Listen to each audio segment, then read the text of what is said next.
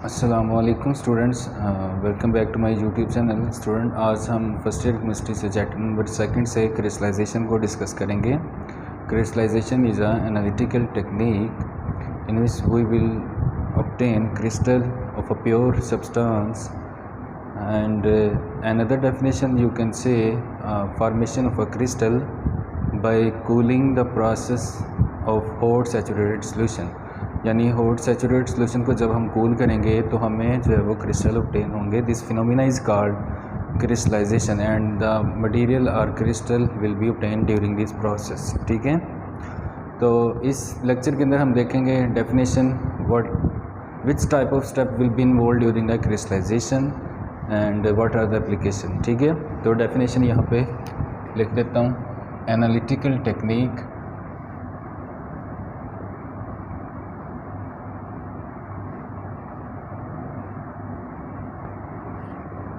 in which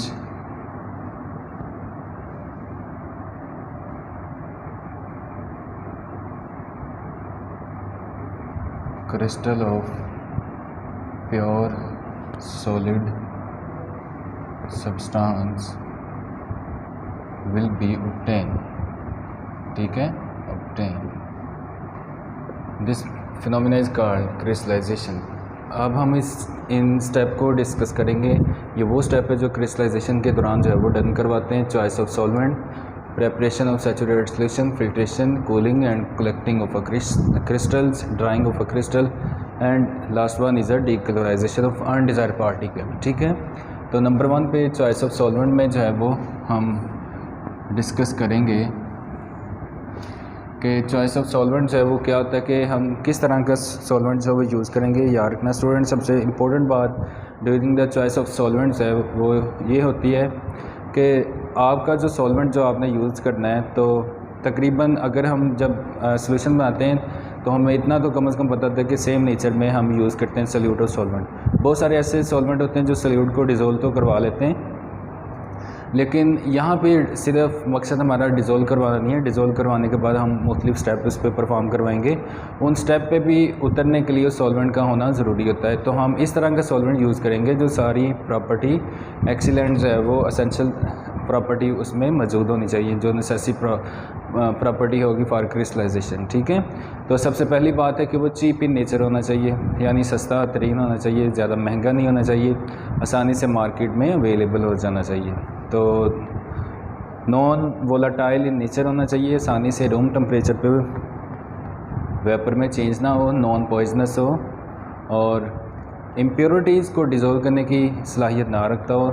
ये ना हो कि जब हम क्रिस्टल बनाएं तो उसमें इम्प्योरिटीज़ भी मौजूद हों, क्योंकि सॉल्वेंट जो है सॉल्यूट को हल करवा के फिर जो है वो क्रिस्टलाइजेशन का प्रोसेस देगा। तो अगर इम्प्योरिटीज़ को भी डिज़ोल्व करवा लिया तो फाइनल हमारी यील्ड के अंदर जो है वो क्वालिटी लो हो जाएगी। ठीक है, तो लो टेम्परेचर पे सॉल्वेंट जो है वो कम सॉल्यूट की अमाउंट को डिज़ोल्व करवाए गिवन टेम्परेचर पे, रूम टेम्परेचर पे। लेकिन अगर टेम्परेचर इन्हांस कर दें, टेम्परेचर इंक्रीज़ कर दें, तो सॉल्यूट की जो रेट ऑफ डिज़ोल्विंग पावर है जो वो भी इंक्रीज़ होनी चाहिए।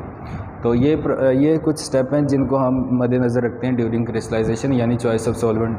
ऐसे सॉल्वेंट का सिलेक्शन करनी है जो इन प्रॉपर्टी पे पूरा करे। ठीक है, और सॉल्वेंट की जो है वो सॉल्यूट के साथ केमिकल इंट्रैक्शन ना हो, केमिकल इंट्रैक्ट नहीं होना चाहिए। ठीक है, सेकंड स्टेप के अंदर प्रिपरेशन ऑफ सैचुरेटेड सॉल्यूशन है। इसमें हम कुछ पॉइंट्स में आपको लिख देता हूँ। Cheap, inexpensive. ठीक है, नॉन वोलाटाइल,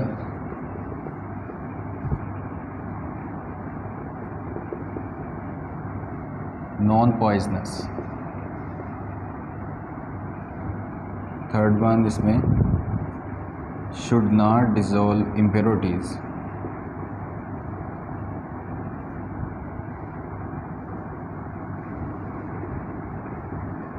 इम्प्योरिटीज़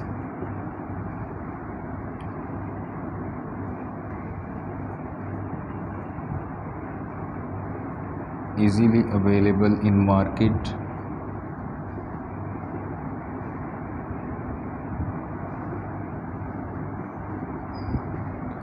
ठीक है, should not react chemically with अ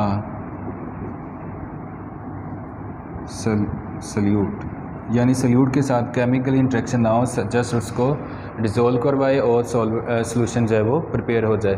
तो इसके बाद सेकंड स्टेप जो है वो प्रेपरेशन ऑफ सैचुरेटेड सॉल्यूशन है।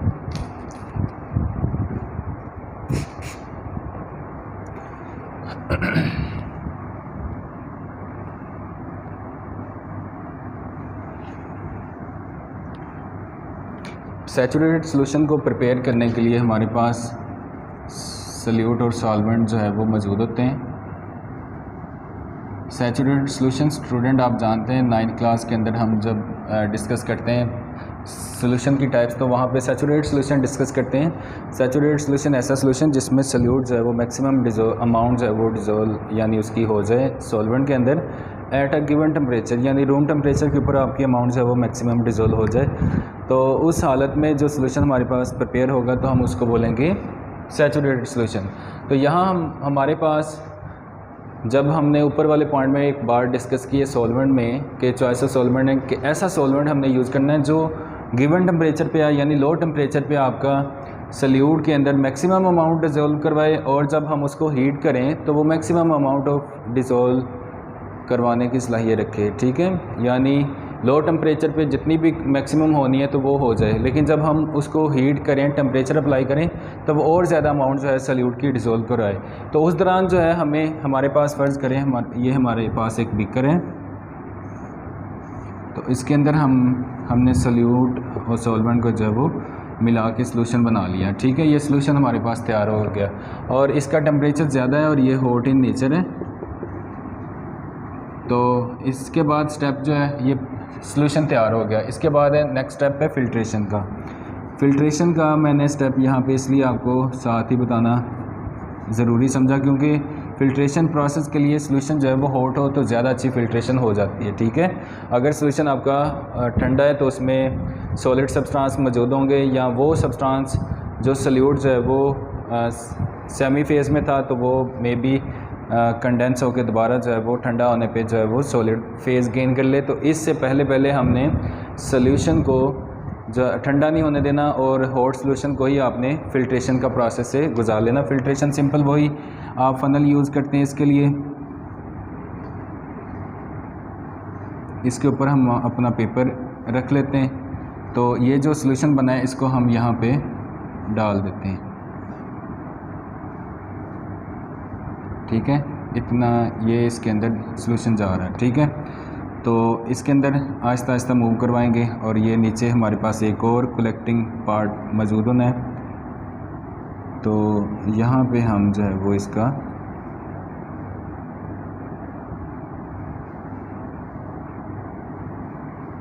इस नीचे वाले बीकर के अंदर हम जो है वो कलेक्शन जो है वो करवाएंगे। ठीक है, तो यहाँ से ये फ़िल्ट्रेशन सिंपल प्रोसेस हो जाए तो इसके नीचे हमें लिक्विड मिल जाएगा।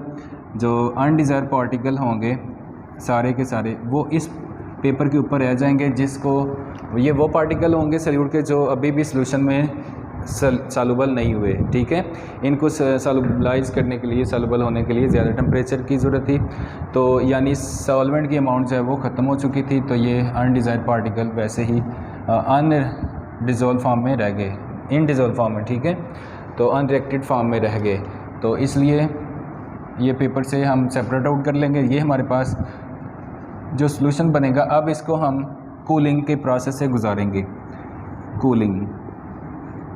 कूलिंग का प्रोसेस जो है वो 3 तरह से होता है। एक स्लो कूलिंग होता है, एक फास्ट होता है और एक होता है मॉडरेट। ठीक है, स्लो कूलिंग पे आपको मिलेंगे लार्ज साइज़ के, बिग साइज़ के क्रिस्टल मिलेंगे। अगर इस सॉल्यूशन को हम ठंडा करवाएं, अगर आहिस्ता आहिस्ता करवाएंगे तो बड़े साइज़ के मॉलिक्यूल मिलेंगे, तेज़ी से करवाएंगे तो हमें स्मॉल साइज़ के क्रिस्टल मिलेंगी। तो अगर मॉडरेट टेम्परेचर होगा तो हमारे पास क्रिस्टल का साइज़ है वो नॉर्मल आएगा। तो स्लो कूलिंग करवाने से हमारे पास डिसएडवांटेज ये होता है कि हमने अभी क्रिस्टल वो ऑब्टेन की है जो अभी इम्प्योर है, ठीक है, प्योर फॉर्म नहीं है। हो सकता है कि वो प्योर फॉर्म के अंदर जो है इम्प्योरिटी चली जाए और उसको फाइनल जब प्रोडक्ट बने तो उसमें यील्ड में हमारी यील्ड जो है वो क्वालिटी उसकी लो कर दे, यानी उसमें इम्प्योरिटीज़ भी आ जाए, ठीक है।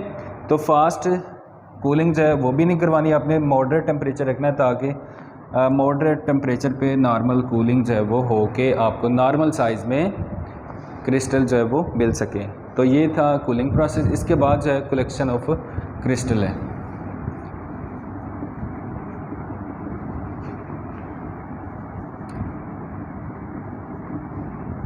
कलेक्शन ऑफ क्रिस्टल को डन करवाने के लिए हम जो है वो लैब के अंदर गूज क्रूसिबल मटेरियल यूज़ करते हैं। हमारे पास इस तरह एक अपरेटस होता है, इसके ऊपर यहाँ पे पोरस मटेरियल लगा होता है, यहाँ पे पोर मौजूद होते हैं। इसके ऊपर हम जो है वो अपना ये सॉल्यूशन डालेंगे जिसके अंदर जो है वो सल्यूट और सॉल्वेंट दोनों मौजूद होने, ठीक है।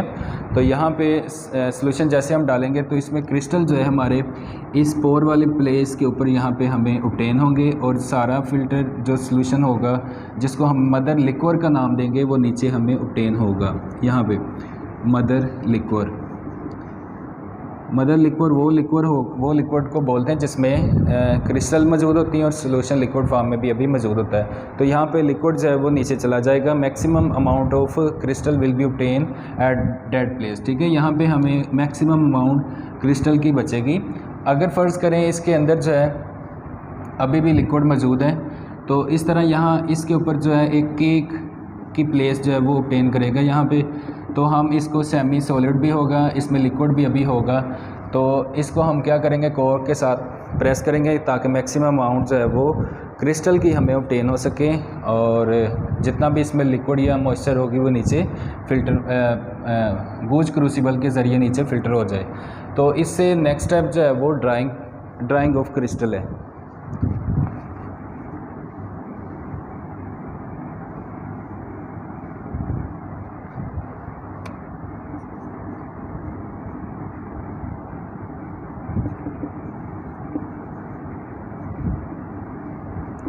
ड्राइंग ऑफ क्रिस्टल का मतलब है कि हमने अपने ये जो क्रिस्टल हमें मिले हैं इसको हमने ड्राई फॉर्म में लाना है, यानी खुश करना है, प्योर प्रोडक्ट लेनी है।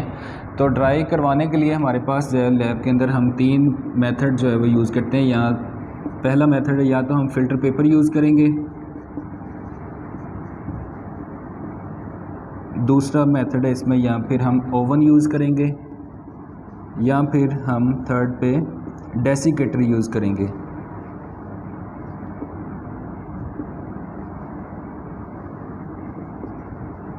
फर्स्ट स्टेप में फ़िल्टर पेपर से किस तरह हम ड्राइंग प्रोसेस करेंगे कि कलेक्शन ऑफ क्रिस्टल से जो हमें क्रिस्टल मिली हैं उसको हम फ़िल्टर पेपर के ऊपर रखेंगे और फ़िल्टर पेपर का काम है मॉइस्चर को एब्ज़ॉर्ब कर लेना, ठीक है। वाटर को एब्ज़ॉर्ब कर लेगा, नमी जितनी भी होगी। जैसे ये हमारे पास ये पेपर है, इसके ऊपर हम क्रिस्टल डाल देंगे और जितनी भी इसके ऊपर हमारे पास लिक्विड या मॉइस्चर होगा तो वो पेपर जो है उसको एब्ज़ॉर्ब कर लेगा। हमारे पास क्रिस्टल जो है वो ड्राई फॉर्म में होंगी। लेकिन इसके साथ साथ ड्राई होने के साथ साथ एक डिसएडवांटेज इस प्रोसेस का ये है कि फ़िल्टर पेपर के ऊपर जो फाइबर लगे होते हैं उसके साथ क्रिस्टल की अमाउंट यानी यील्ड हमारी अटैच हो जाती है। तो फाइनल जो प्रोडक्ट हमें मिलेगी उसकी अमाउंट जो है वो कम हो जाती है, यानी ये मेथड हमें जो अच्छी क्वालिटी की क्रिस्टल ड्राई फॉर्म में नहीं देगा, ठीक है। ओवन अगर यूज़ करेंगे, ओवन के लिए हम जो है वो 100 डिग्री टेम्परेचर या इससे बिलो टेम्परेचर यूज़ करेंगे। ज़्यादा कम टेम्परेचर नहीं करना, ये ना हो उसमें क्रिस्टल के अंदर जो है वो मॉइस्चर रहे, अच्छे से ड्राई फॉर्म में ना आए। लेकिन 100 से ज़्यादा टेम्परेचर भी नहीं करना, बहुत ज़्यादा टेम्परेचर पे अगर करेंगे तो क्रिस्टल जो है वो मेल्ट हो जाएंगे दोबारा, तो वो भी हमारे पास डिसएडवांटेज होना है। तो नॉर्मल 100 डिग्री या इससे थोड़ा सा नीचे 90 तक जो है वो हमने ड्राई करने की कोशिश करनी है। इसके बाद है नंबर 3 पे डेसिकेटर। डेसिकेटर हमारे पास लैब में एक इंस्ट्रूमेंट होता है जो ड्राइंग टेक्निक के लिए हम यूज़ करते हैं। हमारे पास यहाँ पे ये इसका लिड होता है, इसके अंदर ये प्लेट लगी होती है, इसके ऊपर हम अपनी क्रिस्टल जो है वो डालते हैं जिनके अंदर मॉइस्चर मौजूद है अभी। तो यहाँ पे इसकी दीवारों के साथ हम जो है वो अपना मटेरियल लगाते हैं। वो कौन से मटेरियल हो सकते हैं? वो कैल्शियम क्लोराइड है, सिलिका जेल है, उसके साथ फास्फोरस पेंटाऑक्साइड हो सकता है, और कंसनट्रेटेड सल्फ्यूरिक एसिड जो है वो एज अ डिहाइड्रेटिंग एजेंट यानी मॉइस्चर अब्जार्बर जो है वो यूज़ होते हैं। तो ये वो मटेरियल हैं जो हमारे क्रिस्टल में से मॉइस्चर को अब्ज़ॉर्ब करेंगे। जो उसमें मैक्सिमम मॉइस्चर मौजूद होगा तो उसको रिमूव करवा के हमें क्रिस्टल जो है वो ड्राई फॉर्म में देंगे। तो क्रिस्टलाइजेशन का लास्ट स्टेप जो है हमारे पास वो है डीकलोराइजेशन ऑफ अनडिज़ायरेबल पार्टिकल, यानी वो पार्टिकल जिसको हम जिसको प्रोडक्ट के तौर पे नहीं लेना चाह रहे, वो अगर हमारी प्रोडक्ट के साथ आ जाए तो उसको रिमूव कैसे करवाना है हमने। डीकलोराइजेशन प्रोसेस का मतलब है हमारे पास क्रिस्टल के अंदर अगर कलर्ड मटेरियल आ जाए, कलर्ड कंपाउंड आ जाए, रेजिनियस प्रोडक्ट आ जाए, तो उसको रिमूव करवाने के लिए हम क्या करते हैं कि हमारे पास जो सल्यूट है, सल्यूट को हम सॉल्वेंट के साथ मिक्स करवाते हैं, सॉल्यूशन बनाते हैं, साथ इसमें एनिमल चारकोल मिलाते हैं, एनिमल चारकोल। ठीक है, एनिमल चारकोल का मकसद ये यहाँ पे यूज़ करने का ये है कि जो कलर्ड प्रोडक्ट होगी वो ऑब्ज़ॉर्ब हो जाएगी एनिमल चारकोल के ऊपर, और हमारा जो सॉल्यूशन होगा वो प्योर फॉर्म में हमें अलग से मिल जाएगा। यानी जितना भी कलर्ड प्रोडक्ट होगा वो एनिमल चारकोल के ऊपर एब्ज़ॉर्ब हो जाएगा और बाकी जो है वो हमें सॉल्यूशन मिल जाएगा। उस सॉल्यूशन को क्या करेंगे, हम दोबारा जो है क्रिस्टलाइजेशन के प्रोसेस से गुजारेंगे और मैक्सिमम प्योर फॉर्म में प्योर प्रोडक्ट जो है वो क्रिस्टल की हासिल करने की कोशिश करेंगे। तो ये थी स्टूडेंट क्रिस्टलाइजेशन के फॉलोइंग स्टेप, जिसको परफॉर्म करने से हम जो है वो मैक्सिमम अमाउंट क्रिस्टल की ऑब्टेन करते हैं। तो उम्मीद है इंशाल्लाह आपको समझ आएगी। इंशाल्लाह मिलेंगे नेक्स्ट वीडियो में। लाइक और शेयर ज़रूर कीजिएगा। अल्लाह हाफिज़।